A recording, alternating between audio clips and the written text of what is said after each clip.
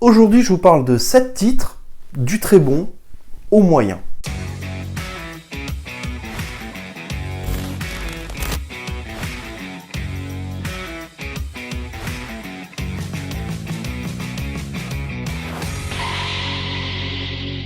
Salut tout le monde, j'espère que vous allez bien, bienvenue dans cette nouvelle review lecture, une review lecture dans laquelle j'ai pas chômé puisqu'aujourd'hui je vais vous présenter 7 tomes.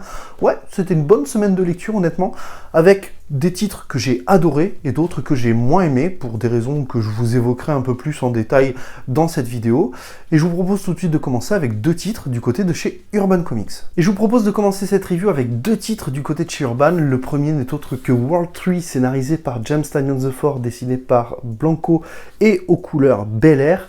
Un récit dont j'avais adoré le premier tome, à tel point que je vous avais sorti une vidéo dédiée à ce premier tome. Et ce premier tome d'ailleurs s'était retrouvé dans mon top 2024. Alors World 3, c'est le tome 2, donc je vous propose de vous rebalancer un petit peu le synopsis de ce récit sans vous spoiler. Il s'agit d'un récit qui va vous raconter l'histoire d'un groupe d'ados qui va découvrir sous l'interface d'Internet une architecture secrète dans laquelle ils seront confrontés à tellement d'horreurs qu'ils vont la sceller dans ce qu'ils appelleront World 3. Seulement, la menace n'a pas été totalement écartée, et ce qui va se passer, eh bien, c'est que des années plus tard, à l'instar d'un Stephen King, ils devront se rassembler pour détruire l'Undernet. Et j'adore ce récit avec ce côté très thriller psychologique, basé sur la technologie, qui nous parle d'un monde prisonnier d'une manipulation informatique où chaque image, chaque téléphone, chaque écran est une menace au point où il a fallu couper Internet parce que c'est ce qui va se passer. Ces jeunes-là vont lutter contre l'interface qu'ils ont découvert, l'Undernet, en coupant Internet. Ce récit peut largement s'apparenter à du The Department of Truth, tant il est assez similaire dans le scénario, dans l'ambiance et dans la construction du rythme. On est sur un récit plutôt lent, plutôt verbeux, mais c'est un récit qui vraiment est un véritable page-turner. Une fois qu'on est lancé, on n'arrive pas à arrêter la machine et on kiffe. Et ce tome 2, il est génial parce que l'ambiance est totalement folle. Et puis, on a de nombreuses révélations, honnêtement.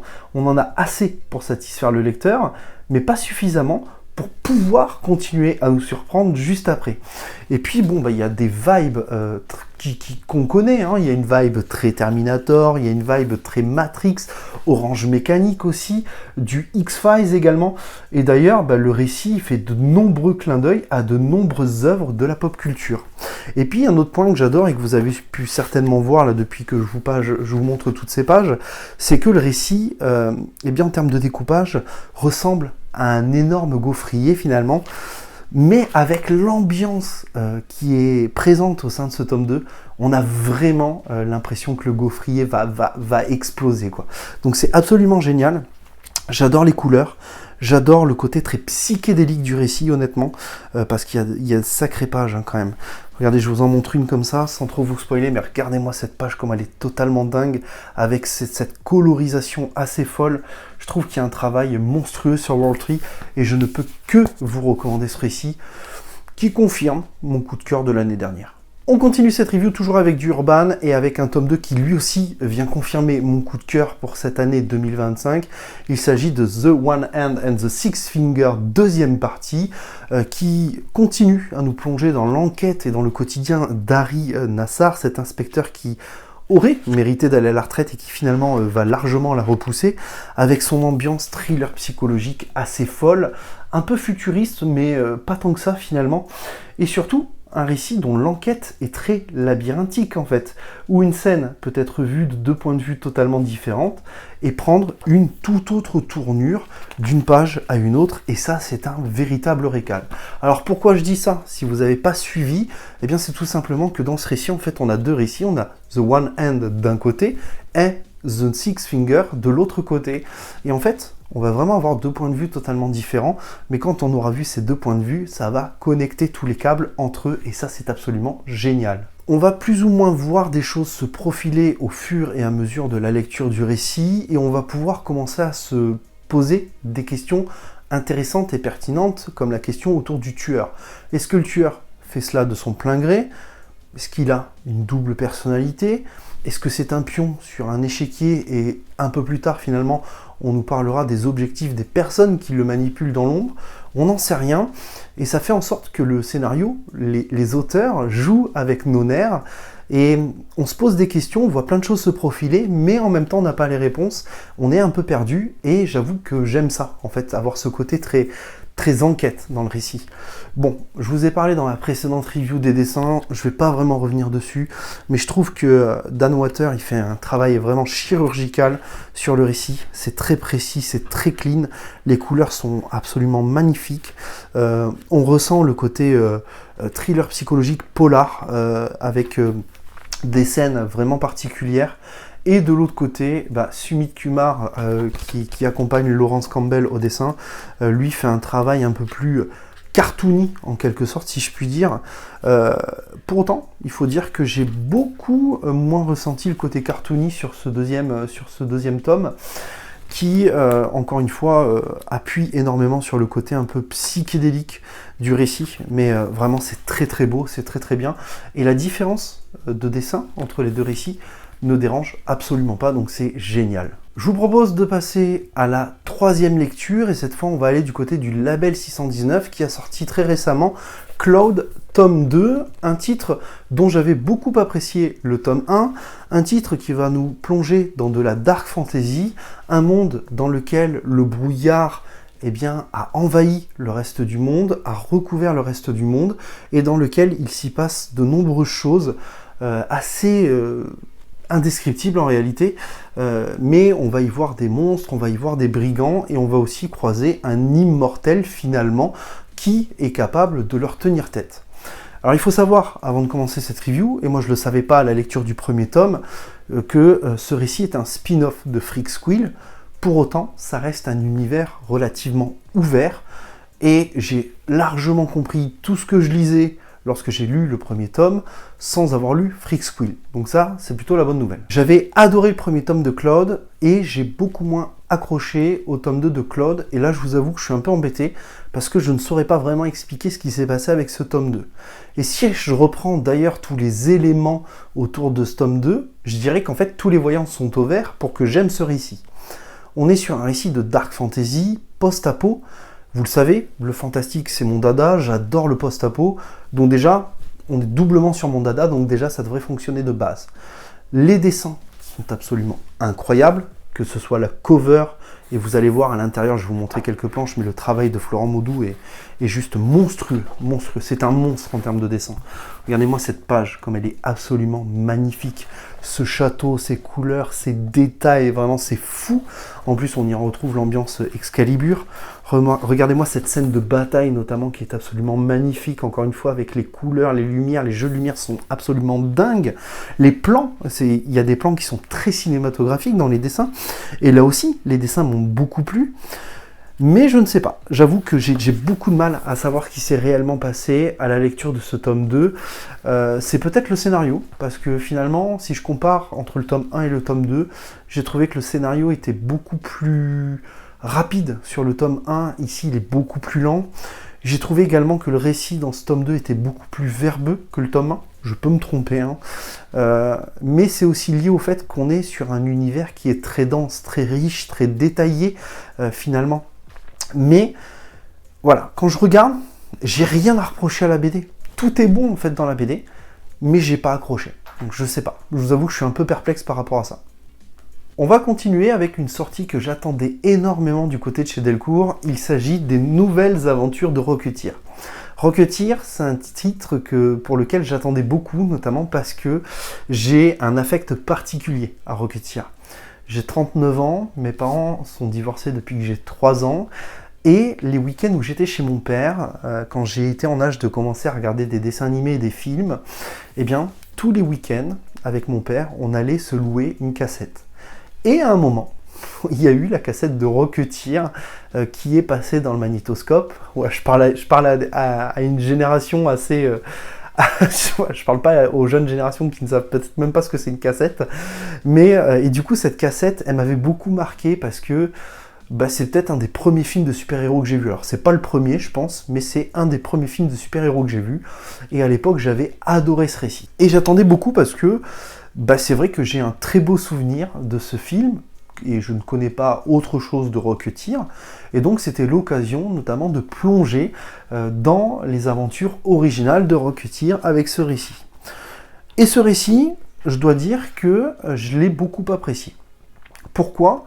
Parce que finalement, c'est une très belle porte d'entrée pour celui qui voudrait plonger dans les aventures de Rocketeer, tout simplement parce qu'en fait, on a plein de petites aventures dans ce récit, des aventures qui durent 2-3 pages, à peut-être 10 pages maximum, avec des scénaristes et des dessinateurs différents à chaque fois, et j'avoue que c'est plutôt appréciable. Dans ces aventures, il y a plein de choses, plein de mécanismes qui vont être utilisés, des personnages qui vont revenir sans cesse, à savoir déjà le premier personnage le plus intéressant et le plus intéressé, le pilote Cliff Secord, qui finalement est Rocketeer, le personnage féminin de Betty, qui est la fiancée de Cliff, et enfin Peewee, je sais pas trop comment on dit, qui est le personnage qui va l'aider un petit peu sur le bricolage de la fusée, du casque, etc., et qui va être un petit peu la seconde main, finalement, de Rocketeer. Donc moi, j'ai beaucoup aimé ces récits, parce qu'on a plein de petites aventures qui nous permettent de nous familiariser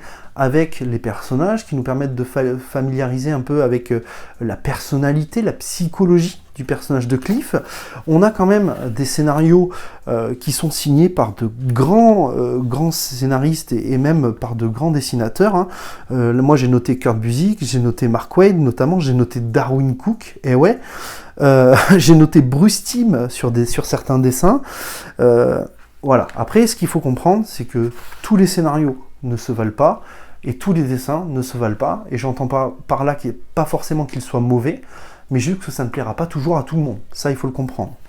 Mais par exemple, dès le premier épisode, on a vraiment des dessins qui sont plutôt de qualité, avec des petits scénarios qui font 2-3 pages jusqu'à 10 pages, grosso modo maximum, mais c'est suffisant pour se familiariser avec cet univers. Donc moi, j'ai vraiment passé un bon moment devant Rocketeer. Je trouve qu'il y a quand même de très beaux dessins. Les scénarios sont très cool.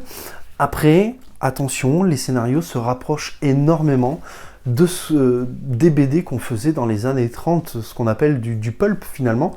Et c'est le cas, voilà. Mais si vous aimez ce genre-là, c'est absolument génialissime. Moi, j'ai pris beaucoup de plaisir, honnêtement, à lire ce récit. Et peut-être que la seule frustration que j'ai eue à la lecture du récit, c'est que, à certains moments, on va vous dire suite dans le prochain épisode, sauf que finalement, le prochain épisode, on l'aura pas, quoi. Parce que, on a que certains épisodes qui sont sélectionnés. Alors, pour autant, un truc qui est vachement intéressant, c'est ce genre d'épisode-là, comme ça. Moi, j'ai adoré. J'ai adoré la lecture de ce genre de petit épisode comme ça, là, où on a juste un dessin en milieu de la page, et où finalement on a quand même beaucoup de texte. C'est absolument génialissime, et je trouve qu'on ressent vraiment tout le côté pulp qui ressort. Voilà. Donc Rocketeer, je vous recommande, plutôt une bonne lecture. Ça fait passer le temps, ça se lit assez vite malgré tout, mais j'ai vraiment kiffé. Allez, je vous propose de continuer du côté de chez Ankama. Ça fait très longtemps qu'on n'a pas parlé d'Ankama. Et pour le coup, c'était pas forcément une de mes meilleures lectures.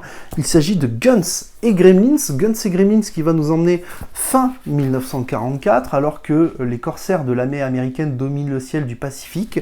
Eh bien, une opération va être lancée du côté du Japon, l'opération Vent Divin, qui s'apprête à lancer 4000 pilotes kamikazes. Et dans cette histoire, finalement, on va suivre le lieutenant Hiroyuki Hamada, qui s'apprête à décoller, à faire ses adieux à son épouse ainsi qu'à sa fille Riko.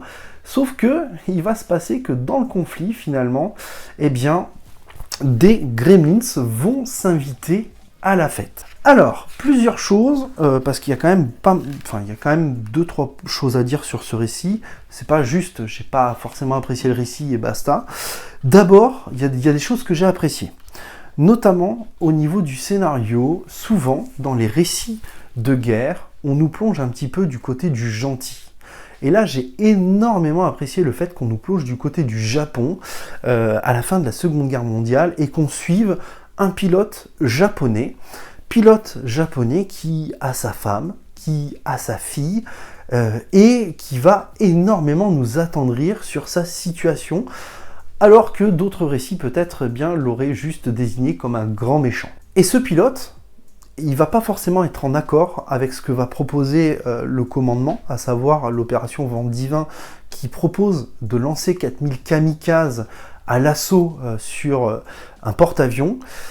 Et malgré le fait que ça aille à l'encontre de ses valeurs, que ça aille à l'encontre de ses croyances, que ça aille à l'encontre de tout ce en quoi il croit et de tout ce en quoi il se bat, eh ben, il va pas vraiment avoir le choix et il va devoir y aller malgré tout.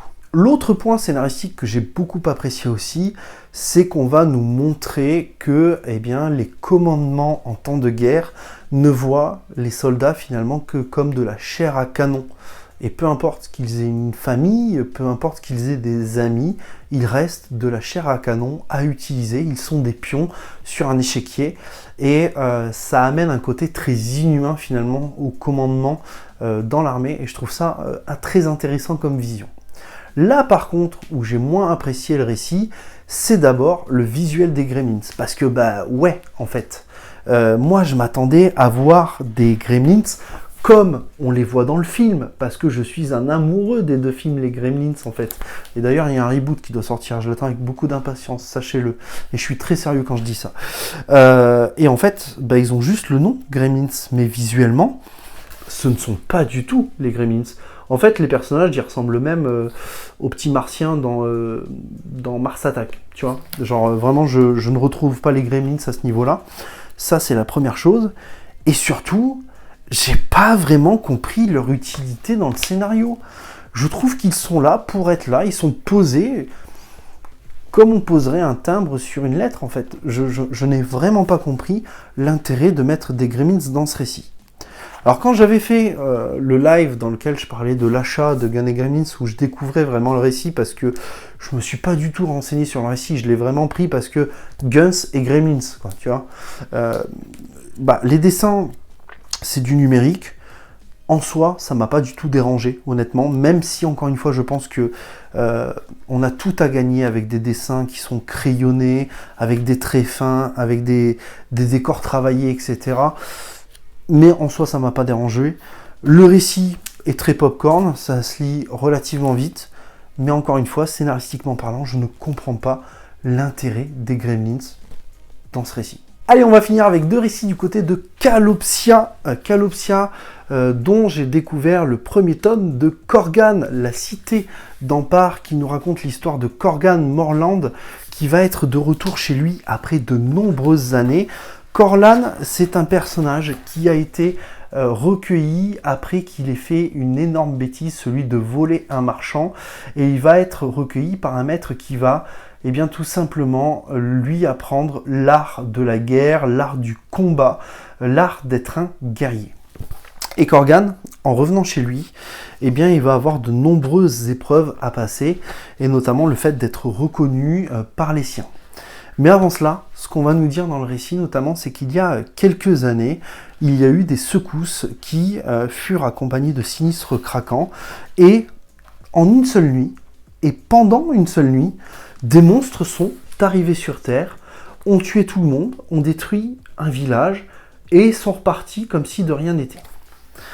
Et Corgan, il va être là pour enquêter sur un groupuscule de personnages qu'il ne connaît pas et qui lui semble plutôt suspect. Et j'ai adoré ce récit, très honnêtement, que ce soit scénaristiquement ou que ce soit graphiquement, parce que comme vous pouvez le voir, honnêtement, les planches envoient du steak. Le personnage de Corgan est largement inspiré de Conan le Barbare, là-dessus il n'y a aucun doute.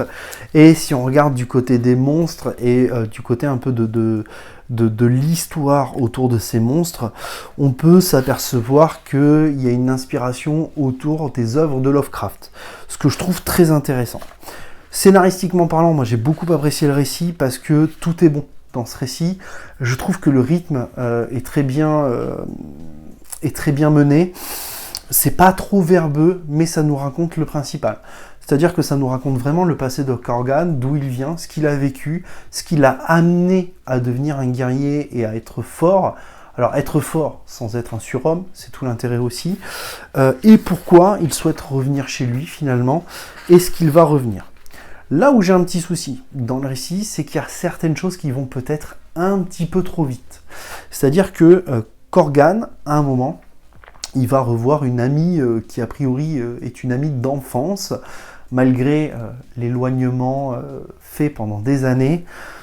Et tout de suite, clac, c'est les feux de l'amour. Et j'ai trouvé ça un petit peu dommage parce que ça va un poil trop vite.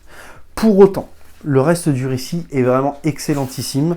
La quête du héros, le fait de revenir chez lui, et malgré tout de se sentir exclu par les siens, de ne plus avoir de chez lui, justement, de devoir trouver un foyer qui l'acceptera, refaire sa vie, lutter pour protéger le monde.